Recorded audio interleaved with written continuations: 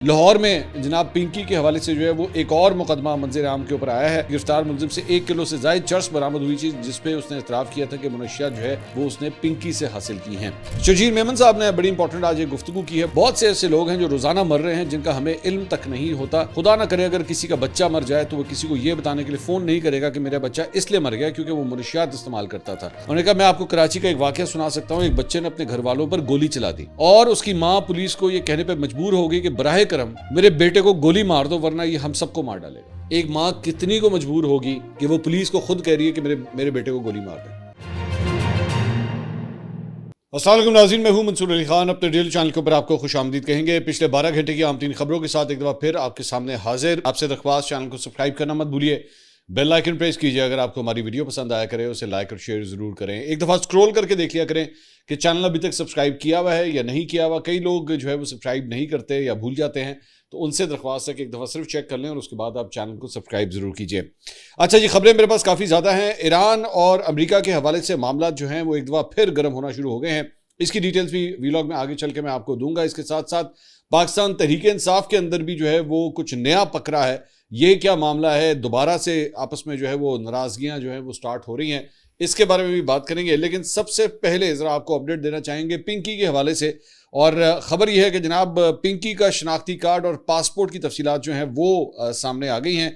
पिंकी ने जनाब बताया जाता है कि 17 अप्रैल 2018 को कराची से पासपोर्ट हासिल किया था, जो 17 अप्रैल 2023 को एक्सपायर हो गया। ये बेसिकली ये डिटेल्स निकालने का जो है बहुत ज़्यादा मकसद जो है वो ये है कि ये चेक किया जा सके कि इसने इंटरनेशनल ट्रेवल जो है वो कहाँ पे किया है।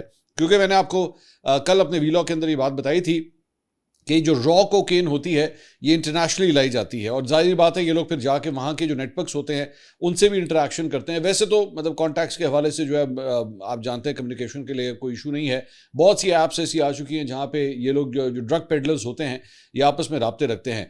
लेकिन इसके पासपोर्ट की डिटेल्स भी निकालने का मकसद जो है वो यही है कि ये चेक किया जा सके। बताया गया है कि पिंकी ने कौमी शनाख्ती कार्ड भी 6 दिसंबर 2016 को कराची से बनवाया था। शनाख्ती कार्ड पर अबुल हसन अस्फहानी रोड और गुलशन इकबाल का पता दर्ज है। तफ्तीशी हुकाम के मुताबिक पिंकी ने अपना नाम तब्दील करके एक और शनाख्ती कार्ड बनवाने की भी कोशिश की, जिसके हवाले से मजीद तहकीकात जो है वो की जा रही हैं और मुलजिमा की सफरी तफसीलात हासिल करने की कोशिश की जा रही है, जबकि अहल खाना के पासपोर्ट्स और शनाख्ती कार्ड की तफसीलात भी इकट्ठी कर ली गई हैं। तफ्तीशी हुकाम के मुताबिक केस के मुख्तलिफ पहलुओं का बारीक बीनी से जायजा लिया जा रहा है। इसकी एज मैंने एक्चुअली पता कराई कि इसकी उम्र क्या है, तो ये तकरीबन अर्ली 30s के अंदर बताई जाती है। कोई 31, 32, 33 साल के आसपास इसकी उम्र जो है वो मुझे पता लगी है। इसके अलावा लाहौर में जनाब पिंकी के हवाले से जो है वो एक और मुकदमा मंजर आम के ऊपर आया है और अब सिर्फ लाहौर के अंदर मजमूई जो मुकदमे हैं जो इसके ऊपर दर्ज हैं उनकी तादाद अब 5 हो गई है। ये 5वां मुकदमा जो है वो थाना गुजरपुरा में साल 2018 में दर्ज किया गया और इसके मतन मुकदमे के मुताबिक पुलिस ने मुखबर की इतला पर बड़ी चाइना स्कीम पार्क में कार्रवाई करते हुए एक शख्स को गिरफ्तार किया था। दौरान तफ्तीश गिरफ्तार मुलजिम से 1 किलो से ज्यादा चर्स बरामद हुई थी, जिसपे उसने इतराफ किया था कि मुनशियात जो है वो उसने पिंकी से हासिल की हैं। ख्वाजा आसिफ साहब ने जो है वो एक्चुअली ये ट्वीट किया। उन्होंने कहा Pinki is Pakistani version of Epstein files.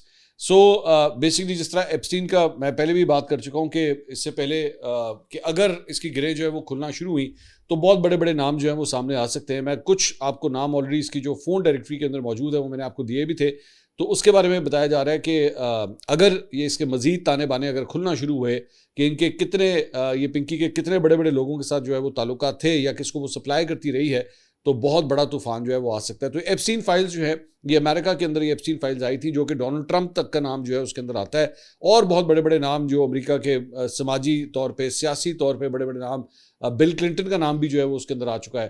तो इसीलिए मेरे ख्याल में ख्वाजा आसिफ साहब जो है उसके हवाले से जो है ये सिंबलिज्म के हवाले से बात कर रहे हैं। शजीर मेमन साहब ने बड़ी इंपॉर्टेंट आज एक गुफ्तगू की है। बड़ी शॉकिंग एक वाकया उन्होंने उसके अंदर जो है वो शेयर किया है। उन्होंने कहा मैं मुनशियात का वजीर था और हमने इसे बहुत संजीदगी से लिया और इसे एक बुनियादी मौजू के तौर पे अपनाया और अब भी हुकूमत नारकोटिक्स डिपार्टमेंट और होम डिपार्टमेंट के साथ मिलकर इसे संजीदगी से ले रही है। मैंने आपको बताया था कि पाकिस्तान पीपल्स पार्टी की सिंध गवर्नमेंट ने खुद इसे इनिशिएट करवाया था कि जनाब हमने इसका सद्देबाब जो है वो करना है। तो लेकिन मार्केट के अंदर जो है वो बहुत से मैं देख रहा था कि वो वीलॉगर्स जो हैं वो इसको बैठ के किसी और तरीके से जो है वो बता रहे थे कि जनाब ये पीपल्स पार्टी की आर्म ट्विस्टिंग करने की वजह से जो है वो ये सब कुछ हो रहा है। लेकिन बहरहाल वो ये खुद कह रहे हैं कि हमने खुद इसका सद्देबाब करना था।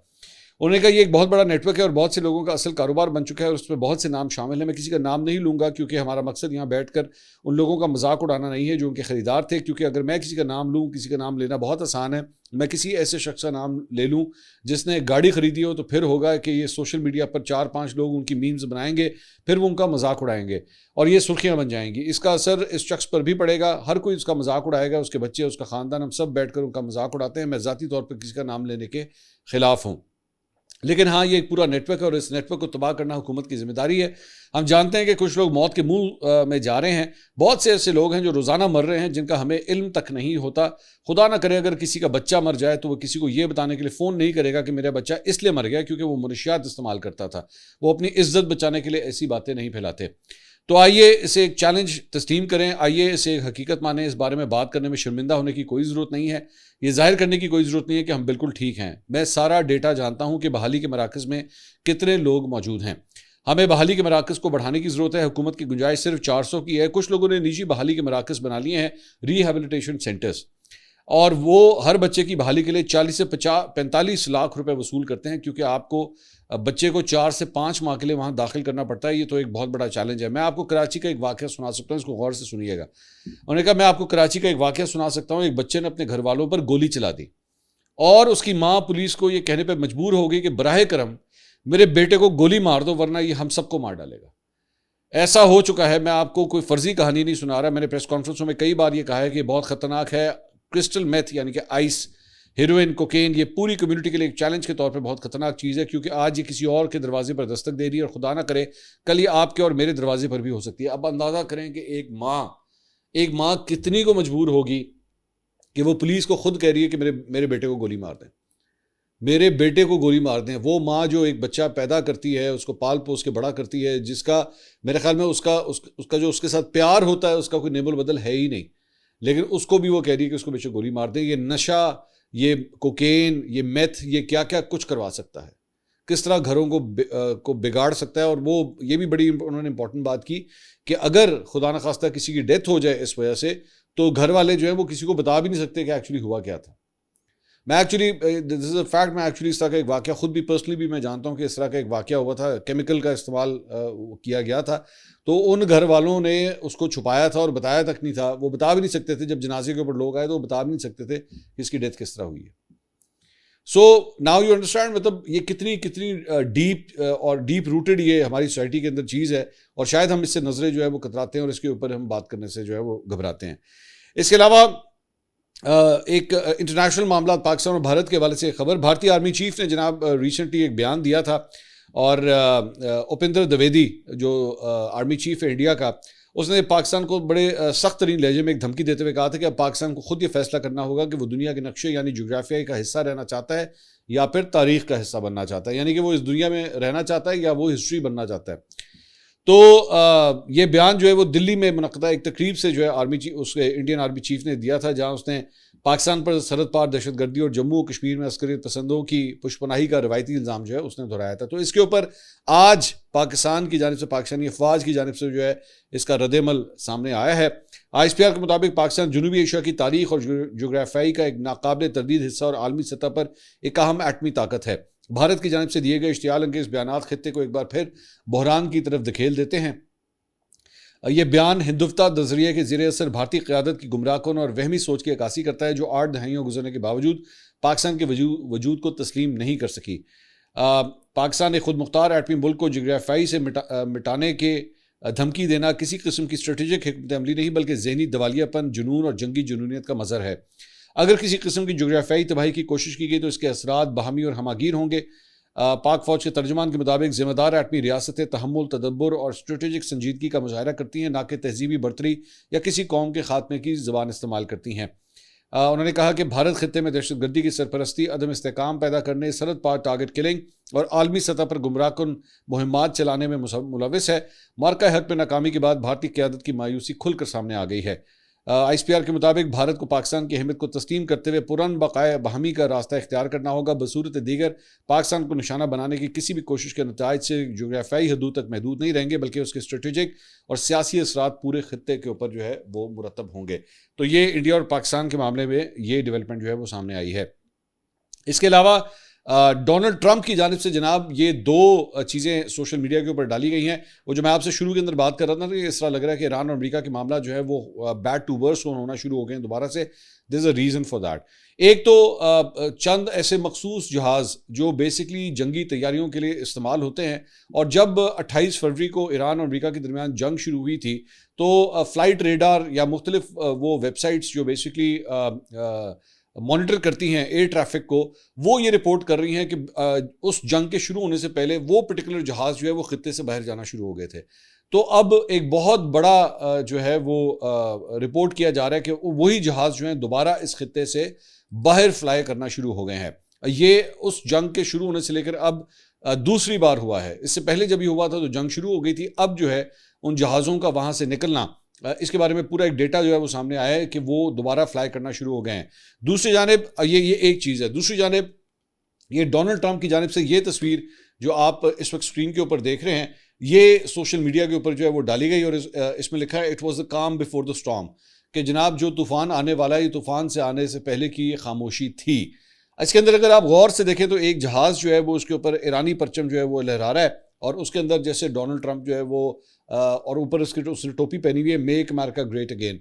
तो ये एक जंग की तरफ जो है वो इशारा करते हुए डोनाल्ड ट्रंप के अपने अकाउंट से ये ट्वीट जो तस्वीर जो है वो ट्वीट हुई है। और इसके साथ साथ ये एक वीडियो भी जो है वो डोनाल्ड ट्रंप की जानिब से जो है वो ट्वीट की गई, जिसमें डोनाल्ड ट्रंप जो है इस तरह लग रहा है कि वो कीबोर्ड के ऊपर जो है वो ऑर्डर दे रहे हैं अपनी नेवी को कि जनाब आप ईरान के ऊपर जो है वो हमला कर दें। तो इसके अंदर वो देखा जा सकता है कि इनका एक डिस्ट्रॉयर जहाज़ जो है, बहरी जहाज़, वो बेसिकली एक ईरानी ड्रोन को जो है वो टारगेट करता है और उसको ये तबाह करता है। ये वीडियो जो है वो डोनाल्ड ट्रंप की जानिब से खुद ये शेयर की गई है। तो उसके बाद सोशल मीडिया के ऊपर जो है वो दोबारा बातें जो हैं वो शुरू हो गई। न्यूयॉर्क टाइम्स ने एक्चुअली ये रिपोर्ट किया है कि अमेरिका और इजराइल इस वक्त ईरान पर दोबारा फौजी कार्रवाई की अब तक की सबसे शदीद तैयारियों में इस वक्त मसरूफ़ हैं और ये हमले आइंदा हफ्ते ही दोबारा शुरू हो सकते हैं। रिपोर्ट में मजीद कहा गया कि मशरिक़ वस्ता के 2 आला अहदेदारों ने बताया कि इजराइल और अमेरिका मुख्तलिफ अस्करी ऑप्शंस पर गौर कर रहे हैं, जिनमें ईरान के फौजी और बुनियादी ढांचे पर वसी बमबारी, खलीज फारिस में वाक़ ईरान के अहम तेल बरामदगी मरकज़ खारग आइलैंड पर कब्जे और ईरानी सरजमीन पर कमांडोज उतार कर मलबे तले दबे जौहरी मवाद को कब्जे में लेना शामिल है। अलबत्ता अमरीकी हुकाम के मुताबिक ईरान के इंतहाई अफजुर्दा यूरेनियम को हासिल करने के लिए खुसूसी कमांडो ऑपरेशन इंतहाई खतरनाक हो सकता है। इस मकसद के लिए हज़ारों फौजियों की मदद, इलाके का मुकम्मल मुहासरा और ईरानी ज़मीनी अफवाज के साथ बरह रास्त झड़पों का इम्कान मौजूद है। दूसरी जानिब ईरानी हुकाम किसी भी मुमकिन हमले के हवाले से खबरदार कर चुके हैं और उनका कहना है कि अगर ऐसा हुआ तो वो इसका ज़्यादा शिद्दत के साथ जवाब दिया जाएगा। तो ईरान की जानिब से भी ये रिएक्शन जो है वो सामने आ रहे हैं। दूसरी जानिब BBC ने ये रिपोर्ट किया है कि ईरानी खबर रसा एजेंसी का कहना है कि मुज़ाकरात के लिए ईरान की तजावीज़ के जवाब में अमेरिका ने 5 शराइत आयद की हैं। अब ये ईरानी मीडिया खुद रिपोर्ट कर रहा है। ईरानी मीडिया ये कहता है कि जी अमेरिका की जानिब से ईरान को जंगबंदी हरजाना मुख्तलिफ शराइत जो रखी गई हैं उसमें पहली शर्त जो है अमेरिका की जानिब से वो ये है कि अमेरिका की जानिब से ईरान को जंगी हरजाना अदा नहीं किया जाएगा। नंबर 2, 400 किलोग्राम अफजुर्दा यूरेनियम अमेरिका के हवाले किया जाए, ये अमेरिका की शर्त है। नंबर 3, सिर्फ ईरानी एक जौहरी तनसीब जो है वो बरकरार रहेगी, सिर्फ एक वो तनसीब जो है वो रख सकते हैं। ईरान के मुंजमद असासों का 25% भी नहीं दिया जाएगा। मुज़ाकरात तमाम महाजों पर जंग के खात्मे से मशरूत होंगे और दूसरी जानिब ईरान की जानिब से भी जो है वो इसका जवाब दिया गया है और ईरान ने कहा है कि जी तमाम महाजों ख़ास तौर पर लबनान में जंग का खात्मा किया जाए, जो ये अब ईरानी शर्तें हैं जो उनकी जानिब से रखी गई हैं। ईरान पर पाबंदियों का खात्मा, ईरान के मुंजमद असासों की वापसी, ईरान को जंगी हरजाने की अदायगी, आबना हुर्मुज़ पर ईरान की खुद मुख्तारी को तस्लीम किया जाए। तो BBC फारसी के मुताबिक बाज़ ईरानी मीडिया इदारों ने खबर दी है कि तेहरान ने अमरीकी फ़रीक की जानिब से पाकिस्तानी सालिस के ज़रिए मौसूल होने वाली तजावीज़ के बाद गुज़िश्ता रात अपना मौक़िफ़ पाकिस्तानी हुकाम तक पहुँचा दिया है। मोहसिन नकवी साहब जो हैं वो इस वक्त 2 रोज़ा दौरे के ऊपर जो है वो ईरान पहुँचे थे और ईरानी हम मनसब से उनकी वहाँ पर जो है वो मुलाकात भी हुई थी। इससे पहले ज़हन में रखिएगा कि फ़ील्ड मार्शल आसिम मुनीर जब ईरान गए थे तो उस वक्त मोहसिन नकवी साहब भी उनके साथ गए थे। अब ये दूसरी दफ़ा है कि मोहसिन नकवी साहब जो हैं वो ईरान के इस दौरे के ऊपर इस दौरान इस जंग के हवाले से जो है वो दोबारा वहाँ पे गए हैं। दूसरा, इजराइल के अंदर जनाब एक बहुत बड़ा धमाका जो है वो पिछले 12 घंटे के अंदर रिपोर्ट हुआ है। उसकी ये चंद फुटेजेस और तस्वीर जो है वो आप स्क्रीन के ऊपर देख रहे हैं और इससे आपको आइडिया होगा कि उसकी शिद्दत कितनी ज़्यादा थी। अब इसमें मुख्तलिफ चहमगोइयाँ चल रही हैं कि ये धमाका जो है वो किस नौयत का था, क्योंकि ये शहरी आबादी के बहुत करीब था। मतलब आम तौर पे अब इजरायली जो हुकाम है वो बेसिकली इंप्रेशन ये दे रहे हैं कि ये बेसिकली एक कंट्रोल्ड एक्सपेरिमेंट था। जिस तरह मिसाइल टेस्ट होता है ना, बेसिकली ये उसका वो इंप्रेशन दे रहे हैं कि ये मिसाइल टेस्ट था और कुछ नहीं था। लेकिन मिसाइल टेस्ट जो होते हैं वो कभी भी आबादी के इतना करीब नहीं किए जाते उनसे बहुत दूर होते हैं। ये आबादी के इतना करीब किया गया है कि मुख्तलिफ लोगों ने जो है वो एक्चुअली इसकी बैठ के फुटेजेस बनाई हैं, और धमाका इतना शदीद था कि उनके घर जो है वो लर्ज उठे, इतनी शिद्दत का ये धमाका था। तो ये बेत शिमेश ये बेसिकली एरिया है इसके मगरब के अंदर, यरूशलेम के मगरब के अंदर ये वाक़ है। वहाँ पे ये वाक़या पेश आया, और इंटरेस्टिंग बात ये है कि उसके बाद जिस इलाके की जानिब ये धमाका हुआ वहाँ पे इजरायली फोर्सेस ने जो है वो गाड़ियों का जाना ममनू करार दे दिया। किसी किस्म की कोई गाड़ी, इमदादी सरगर्मियाँ, किसी को जाने की वहाँ पे इजाज़त नहीं थी। मारियो नफेल ने इसके ऊपर एक्चुअली एक ट्वीट किया। उन्होंने कहा अबरानी मीडिया अब ये इतला दे रहा है कि बेत शिमेश धमाका दरअसल सिद्वत मक्का एयरबेस में एक हादसा हो सकता है, जिसमें मुमकिन तौर पर यूरो 3 इंटरसेप्टर मिसाइलों के एक बड़े ज़ख़ीरे को तबाह कर दिया गया है। मौजूदा क़यास राई सतह से फ़िज़ा में मार करने वाले मिसाइल रॉकेट मोटर्स की तैयारी में इस्तेमाल होने वाले सोडियम परक्लोरेट ने के ज़ख़ीरा करने वाले इलाके में हैंडलिंग में गलती की वजह से आग लग गई और यह धमाका हुआ है। इस धमाके से इसराइल के 2 यूरो 3 बैटरियों में से एक के लिए इंटरसेप्टर्स तबाह हो सकते हैं। अगर तस्दीक हो जाए तो एक बड़ी मुश्किल है। यूरो 3 इसराइल का सबसे आला दर्जे का exo atmospheric missile defence system है। ईरान के साथ फाल जंग के दौरान एक बैटरी के ज़ख़ीरे का एक अहम हिस्सा खोना एक संगीन स्ट्रेटेजिक धचका होगा। बाज़ाब्ता टोमर बयान जिसमें पहले से तयशुदा तजुर्बे का दावा किया गया था, अब इस अपडेट में रोशनी में बहुत मुख्तलिफ मालूम होता है। सो इजरायली वर्जन जो दिया जा रहा है कि जनाब ये धमाका जो है बड़ा कंट्रोल था, ये इसके अंदर इस बात के अंदर जो है वो बहुत से झोल नज़र आते हैं। इसके अलावा एक जो आग का गोला जो बना है इस वक्त रात के वक्त जो है वो रात के वक्त भी देखा गया कि वो आसमान जो है वो उससे रोशन हो गया, रिहायशी जो है वो इससे लरज उठे। इसके साथ साथ एक और रिपोर्ट जो है वो मुत्तहिदा अरब अमारात के हवाले से भी आ रही है, और वहाँ पे ये है कि जनाब एक बराका न्यूक्लियर पावर प्लांट जो है मुत्तहिदा अरब अमारात में अल धफरा इलाके के अंदर, वहाँ पे एक ड्रोन हमला हुआ है। मुत्तहिदा अरब अमारात के अंदर जो है ये अल जज़ीरा ने इसको रिपोर्ट किया है कि वहाँ पे जो है वो ये धमाका हुआ है, ड्रोन स्ट्राइक हुआ है, और उसके बाद ये भी कहा गया है कि किसी किस्म की कोई इंजरी वहाँ पे नहीं हुई है, कोई ज़ख्मी वहाँ पे नहीं हुआ है। ये सामने जो है जो अबू धाबी का मीडिया ऑफिस है उसकी जानिब से जो है वो ये प्रेस रिलीज जो है वो जारी की गई। Authorities in Abu Dhabi responded to a fire incident that broke out in an electrical generator outside the inner perimeter of the Barakah nuclear power plant in Al Dhafra region caused by a drone strike. No injuries were reported and there was no impact on radiological safety levels. All precautionary measures have been taken and further updates will be provided as they become available. The Federal Authority of Nuclear Regulation confirmed that the fire did not affect the safety of the power plant or the readiness of its essential system and that all units are operating as normal. So UAE का वो जो media office है वो कम से कम ये report कर रहा है कि ऐसा कोई वाकया, मतलब कम से कम इससे जो है वो किसी किस्म का कोई नुकसान नहीं हुआ है। इसके साथ साथ ज़रा लोकल पॉलिटिक्स के हवाले से भी आपको खबर देते हैं, और वो ये है कि सूबाई हुकूमत की जानिब से 6 नए वज़रा, 6 मुशीर और 8 मुआविन ख़ुसूसी को सूबाई काबीना में शामिल किया गया है। गवर्नर खैबर पख्तूनख्वा फैसल करीम कुड्डी ने नए काबीना अरकान से जो है वो अपने ओहदों का हलफ भी ले लिया है। उधर पाकिस्तान तहरीक इंसाफ के मुख्तलिफ रहनुमाओं की जानिब से, कारकुनों की जानिब से सोशल मीडिया के ऊपर जो है वो गुस्से का इजहार किया जा रहा है कि ऐसे मौके के ऊपर जो है वो कैबिनेट को जो है वो बढ़ाया जा रहा है, जबकि एक्चुअली इमरान खान के लिए स्ट्रगल करना जो है वो ज़्यादा ज़रूरी था। इस मौके के ऊपर जो है वो पाकिस्तान तहरीक इंसाफ के साबका गवर्नर शाह फरमान साहब, उन्होंने कहा कि नए काबीना मेंबरान को मुबारकबाद पेश करता हूँ, लेकिन पार्टी की इंटरनल अकाउंटेबिलिटी कमेटी के मेंबर की हैसियत से काबीना से मुताल्लिक किसी ने नहीं पूछा और ना ही मैंने काबीना में किसी को शामिल करने की तजवीज़ दी है।